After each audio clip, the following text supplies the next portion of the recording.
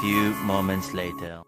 Good morning বন্ধুরা, কেমন আছো? আশা করি সবাই ভালো আছো। আমার পরিবারেও সবাই ভালো আছে। জয় মা মঙ্গলচণ্ডীর জয়। চলো গতকাল সকাল সকাল বেরিয়ে পড়েছি আমরা সব মঙ্গলচণ্ডী পুজো দেওয়ার উপলক্ষে।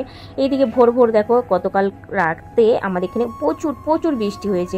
সারাদিন সারা রাত বৃষ্টি হয়েছে।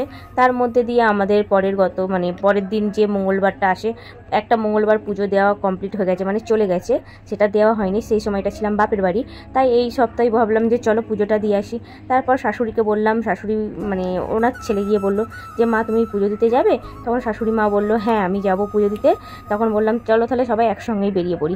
তারপর আমরা 4 জন মিলে সবাই একসঙ্গে বেরিয়ে পড়েছি মঙ্গলচণ্ডীর মেলার উদ্দেশ্যে, পুজোর উদ্দেশ্যে। এদিকে এসে মিষ্টি সন্দেশ, তারপরে ফুল মালা যা যা দরকার সব কিনে নিচ্ছি। এদিকে আমিও কিনছি, এদিকে আমার শাশুড়িও কিনছে।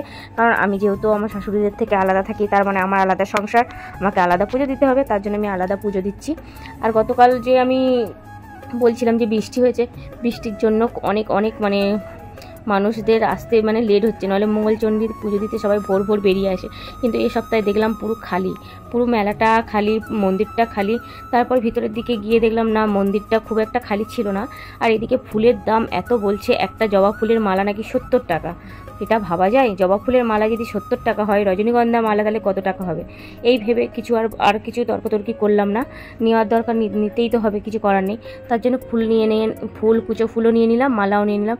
এদিকে আমার নেওয়া কমপ্লিট হয়ে গেছে, আমি বেরিয়ে পড়েছি। এদিকে আমার শাশুড়ি মা নিচ্ছে। তারপর আমরা পুজো দেওয়ার উদ্দেশ্যে বেরিয়ে গেছি, যেখানে মন্দির সেখানের দিকে রওনা দিয়েছি। এইদিকে দেখো কত মেলা বসেছে। এখানে মেলা বসে আমরা জানি, খুব সুন্দরই মেলা বসে। এইদিকে লোকজন, আমি ভাবছিলাম ভিড় হচ্ছে না, তারপর দেখছি না ভালোই ভিড় হয়েছে, অনেক ভিড় হয়েছে। তারপরে আস্তে আস্তে বেলা বাড়ছে। এইদিকে বৃষ্টিরও আয়োজন, বৃষ্টিটাও আবহাওয়াটা হয়ে আছে, দেখতেই পাচ্ছ আকাশ কালো হয়ে এসছে। একদিকে আমার বাবু বলছো মামা আমি এটা কিনবো ওটা কিনবো। আমি বলি আগে পুজোটা দিই চ, তারপর কি কিনবি না কিনবি সেটা দেখা যাচ্ছে। লাইন দিয়ে এইদিকে পুজো হচ্ছে, যে মেন মন্দিরটা আছে, মেন যে মন্দিরটা সেটা লাইন দিয়ে ঢুকতে হচ্ছে। আমরা ভাবলাম আগে অঞ্জলিটা দিয়ে নিই, তারপর মন্দিরে ঢুকবো। তারপর আমরা অঞ্জলি দিতে দাঁড়িয়ে গেলাম। এইখানটা দেখো অঞ্জলি দেওয়া হচ্ছে।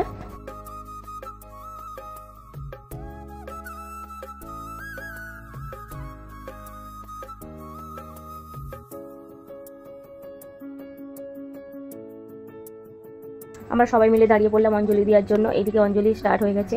আর এইদিকে ছোট্ট করে যে মন্দিরটার মধ্যে অঞ্জলি দেওয়া হচ্ছে একটা ফটো লাগিয়ে। আর ওই দিকটা হচ্ছে মেন ঠাকুর আছে, মেন ঠাকুরে এখন লাইন আছে। যেহেতু আস্তে আস্তে ভিড় বাড়ছে, বেলা বাড়ছে, ভিড়ও বাড়ছে, তার জন্য আমার বর্মশাই বলে আগে অঞ্জলিটা দিয়ে কমপ্লিট করে নাও।